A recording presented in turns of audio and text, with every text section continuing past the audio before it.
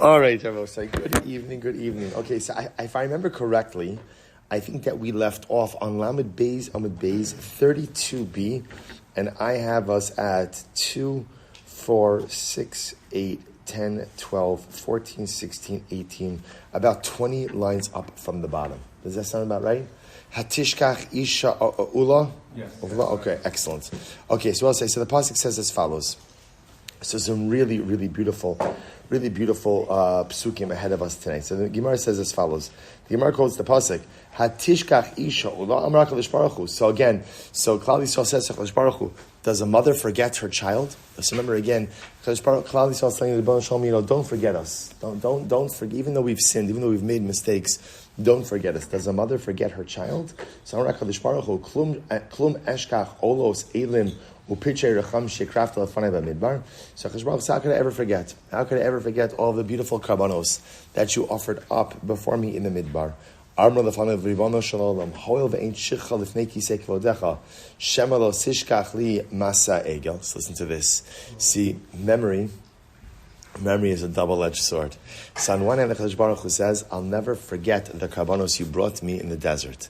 Okay, well, if you never forget the karbanos, it's also possible that's what?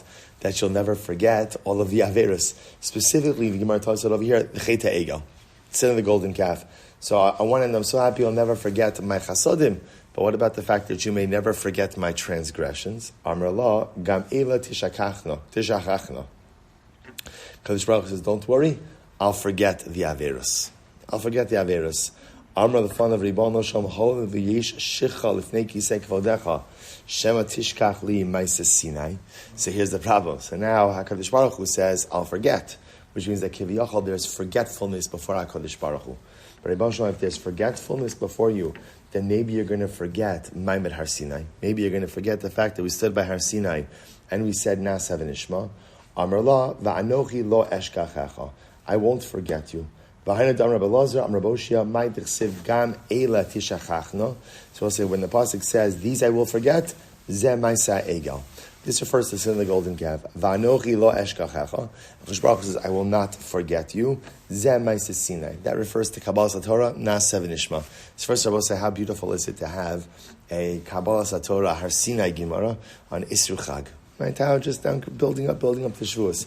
How incredible is that? So I will say this Gemara to me is also one of the most profound Gemaras. I will say, obviously, whenever you read these Gemaras about HaKadosh Baruch Hu, they're obviously anthropomorphic, right? They're not literal, because God sort of doesn't remember, He doesn't forget. Like, God is. He's a constant. And as a constant, there's no such thing as memory, and there's no such thing as forgetting. HaKadosh Baruch Hu is a constant stream of awareness. So what's the pshat? What's the meaning? HaKadosh Baruch Hu says, I'll forget the egel, but I'll remember Har Sinai. So I've always thought that, I think that this becomes an incredible paradigm for what you need to do. HaKadosh Baruch Hu is modeling for us, how to go ahead and conduct proper relationships. There are people who, they don't forget anything. They don't forget anything, right? So the truth is, in general, it's very hard to maintain close relationships with someone like that, because at the end of the day, they're always holding on to something, right? And then there are people who forget everything, including like when you were there for them, when you did good things for them, and you helped them. And that's so often like a little bit, I don't know what the right word is, insulting, infuriating, because like you just have no akara that I've put myself out there to help you. So HaKadosh Baruch Hu kind of teaches us that to be a mensch, you need like this synthesis. You have to know when to remember, and you have to know when to forget. That there are certain things in life that you actively have to condition yourself, let go. Let go. Because it's not going to help to be able to retain it. It's not going to help to be able to go ahead and hold on to it. And then there are other things where you have to condition yourself to remember. Because if you forget them, you really run the risk of eroding your interpersonal relationships. So HaKadosh Baruch Hu Kiviyachol, He remembers certain things and forgets other things, and that becomes trust also. And I will say, I think it's one of the hardest avodas in life. Remembering is not as hard as forgetting, right? I think all of us have had experiences with other people that we hold on to for many, many, many years. Even though, again, the relationship itself either doesn't exist anymore, or may have Baruch Hashem been partially rehabilitated or moved on, but yet I'm holding on to that anger, I'm holding on to that animosity, I'm holding on to that hurt. HaKadosh Baruch Hu says sometimes to know when to hold on to it, right, and know when to let go of it. Incredible. Let's go back there. Chasidim Arishonim, just by the way, just so you know in general, whenever you see one of these Gemaras speaking about, so to speak, how HaKadosh Baruch Hu feels or what he does, so those Gemaras are always, they're never literal, of course, because God doesn't have feelings, God doesn't have emotions. So those Gemaras are always there to model for us behaviors. HaKadosh Baruch Hu is modeling for us what we need to do in life in order to be successful. All right, weiter. Chasidim Arishonim hayushon sha'achas. So, it's incredible. The Mishnah said that the early pious ones, the early Chasidim, they would shohin. Now, shohin literally means delay, tarry, wait. Meaning, they wouldn't just roll into davening, but they would effectively meditate, contemplate, introspect. They would ready themselves. Shohin means they would ready themselves for an hour before davening, and then they would daven, and then they would also engage in meditation and contemplation after davening as well. Okay?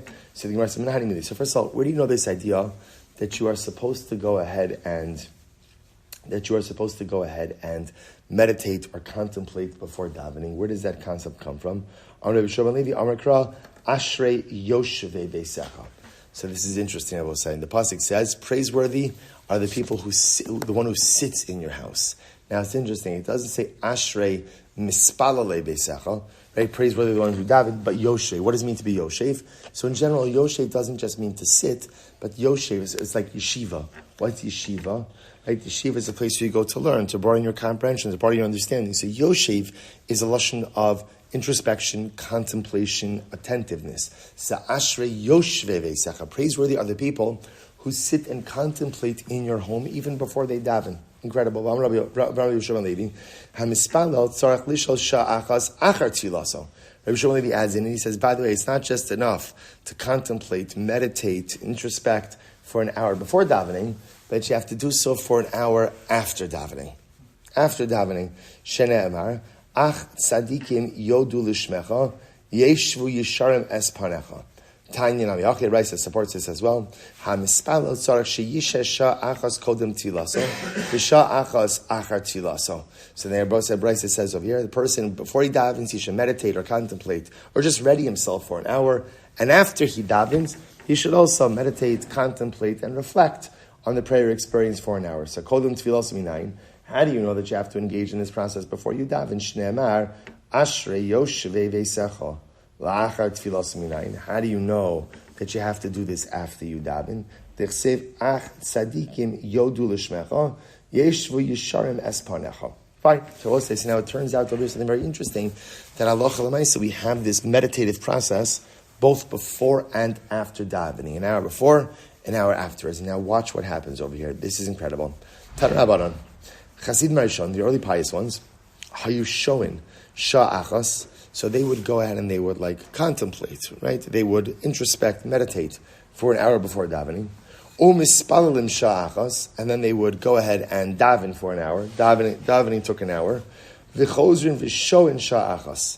I will say, and then they would contemplate or meditate after davening. Now understand, how many times a day are davening? 3 times a day. So we'll say, what's incredible about this? So this is 9 hours of tefillah every day. Think about davening becoming a full-time job.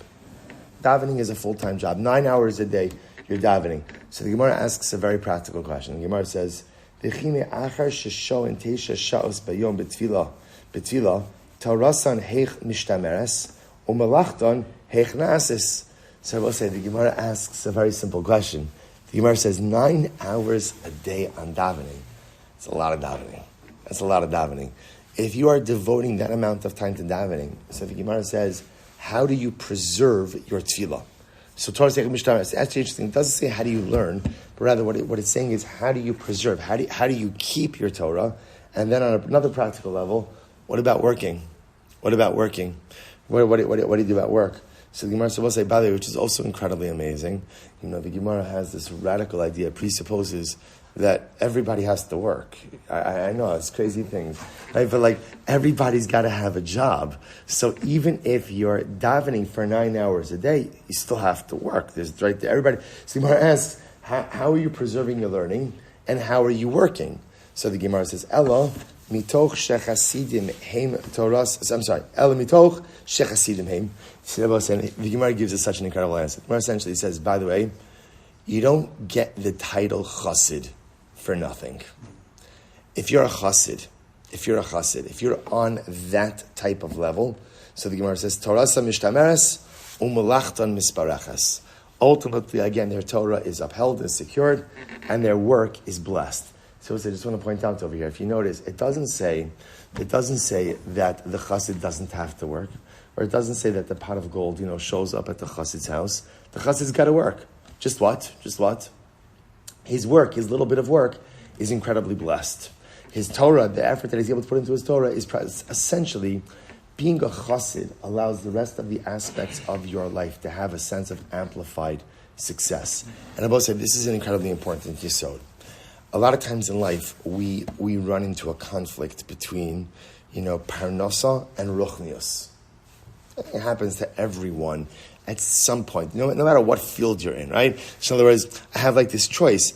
I could devote more time to my ruchnius, but that's going to come at the expense, ultimately, again, of my parnasa. Or I could cut certain things in my ruchnius. And those certain things could be a variety of different things. It could be it could be a variety of different things. And in order to take care of my parnasa, it's very important to understand, a person's parnasa will never be helped by taking shortcuts in ruchnius. It never happens. If I believe that my parnasa comes from a chashuv. Now, again, I want to be clear. This is not saying, therefore, quit your job, just sit and learn Gemara all day. I mean, halavai shall be zocha to that, right? The paycheck is not going to show up if you do that. I mean, unless you have a wealthy father-in-law. But otherwise, right, in other words, the paycheck is not showing up if you just do that. So you have to work. But when you put the proper bitachon in HaKadosh Baruch Hu, everything else you do meets with magnified success. And this, if you think about it, is really like the beautiful key to spiritual success. That if I put in the right amount of effort for my ruchnius, everything else in life meets with enhanced success. Just what a different way to look at it. So suddenly now, when I have that tension, between there's something I have to get done for work, but there's also this thing I have to get done for HaKadosh Baruch Hu. And so in my mind, what I often assume is I could take shortcuts on the God piece because I got to get to work, or I have to do whatever it is. I mean, we all encounter it, but it's not going to give you what you think it's going to give you. And the truth is, when we unravel that and we think about that a little bit more, I know it's so obvious, right? Because I believe that my parnasa comes from HaKadosh Baruch Hu. So if my parnasa comes from Hashem, taking shortcuts in my ruchnius is not going to give me any more parnasa. But for many of us, it takes but sometimes it's the simple things in life that take a longer time to observe. But it's incredible. So the Chassidim Rishonim are learning for 9 hours a day. So number one, the Gemara says, even if you're davening for 9 hours a day, you still have to have a job. So how do you make money? How many hours could you possibly, if you're davening 9 hours a day, and you have to be learning also, how much time could you possibly have for work? Whatever amount of time you have. And whatever amount of time you put in, that ruchnius is a force amplifier, or a force magnifier. And you make so much more parnasa from that little amount of time. Why? Because you've given yourself over to HaKadosh Baruch Hu. Incredible in Gemara. So Gemara goes weiter. The Gemara says as follows. Afilu melech shah b'shlomo lo yishivenu.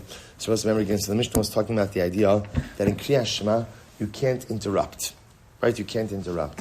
And the Gemara says that even if the king inquires about your welfare, you're not allowed to answer. So the Gemara says, I'm Rabbi Yosef, lo shan al malchei Yisrael. This is only true about a Jewish king. Right, because the assumption is that that if a Jewish king, right, sees that you're davening, and you're saying Shema or Shemona Esrei, and he asks you a question, you don't answer, he's going to understand you're davening. Aval malchi akum poseg.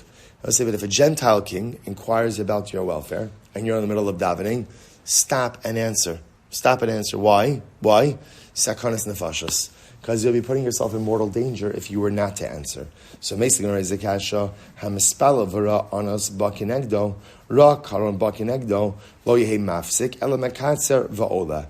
The Gemara says like this: if a person is davening Shemona Esrei and he sees there's a robber coming towards him, or he sees that there's a wagon coming towards him. So in other words, he sees that there's some type of force that is coming towards him that is going to interrupt. What should he do? Don't interrupt. Don't stop. Rather, be makatzer.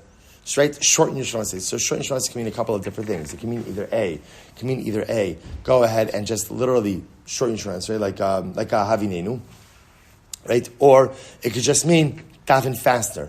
But you see over here, the ideal is, and these are examples of sakana, right? These are examples where a person is in danger, and yet the halacha is you don't stop. So the Gemara says, "Lo kashya hada efshel lekatzer yiktar v'imlo posek." So Gemara says, "You're right. It depends. It depends. In other words, if you have the ability to daven quickly, right? You have the ability to daven quickly and just kind of finish everything up quickly, then fantastic. That, of course, is going to be preferable. But lamaisa, let's say you don't have the opportunity to daven quickly, right? But rather, again, there's no time. It's just everything's going to stop. So again, at that point, then you just stop. So again, what the Gemara is pointing out over here is if a person is davening and not answering is going to put a person bisakana. Obviously, Shemona Esrei is not one of the things that I have to put myself in danger for. And therefore, if you need to interrupt. But if you could finish up quickly, that's clearly better. All right, let's go a little bit weiter. What's an incredible story? There was once a story with another chassid. So, by the way, just now, you have a greater appreciation for what the term chassid means. In general, there's a lot of interesting discussion. What is a chassid? What is a chassid? So, for example, we've spoken this before, the Ramchal, Mesilas Yesharim discusses the concept of being a chassid. He says, what's a chassid? A chassid is someone who goes above and beyond for HaKadosh Baruch Hu. A tzaddik is someone who does what he is told, who lives up to expectations, and mamish lives up to expectations. A chassid is someone who exceeds expectations. HaKadosh Baruch Hu asks from me X, I do X plus Y. I do X plus Y. So the Gemara says, now the argument tells us, who else is the chassid? The chassid is also the guy who's davening 9 hours a day. Also is learning Torah, and also has a job. Right? He's doing everything. God clearly sleeps very little. But Lamaisi also recognizes that the more effort you put into anything else, ultimately the greater the amplification of those efforts. So the Gemara says, good. So what happens? So this guy is davening. Ba sar echad v'nosan l'shalom. So listen to this. So he's in the middle of davening, and the Sar, a particular officer, Gentile officer, comes along and gives him a shalom aleichem. So what happens? So the Gemara says, avelo hichsel shalom, and the Jew didn't return the greeting. So the Gemara says, himtin lo achesim tfilaso. So this Gentile officer waited for the Jew to finish davening. So the achar shesim tfilaso amar lo reika. So the Gentile officer blasted the Jew. He said, "You're a fool. You're a fool." It says in your Torah, "Raki shamer lacha ushmor nafshecha uksiv unishmartem me'ol nafsho seichem kishenasati lacha shalom lama lo hechzarti li shalom." So the Sar says to the Jew, your Torah says you have to watch out for your life. Your Torah says you have to be careful. Don't put yourself in mortal danger. Here, I extended shalom to you. I'm a powerful guy. How could you not have returned my shalom? Tell me,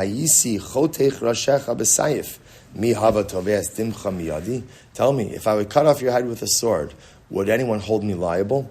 So the Sarah is saying to the Jew, your mamash, you're a mechutzaf. You didn't treat me with the proper kavod. You didn't respond in the right way. I have every single right to kill you. And if I killed you, would anyone even hold me responsible for your death?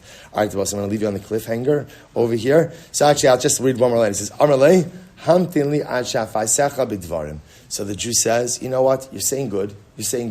So allow me to respond. Before you cut off my head, right? Before you kill me, allow me to respond. Let me explain to you why I did what I did. If you find my answers satisfactory, you'll spare my life. If not, you'll have the opportunity to execute me there. I will say, stop over here for tonight. Again, so tomorrow night, I apologize for the change in schedule. Same schedule for tomorrow night, 7:25. Follow the Mir Tashem by Mincha. Again, sorry for the schedule change up. Rest of next week, we get back to regular schedule.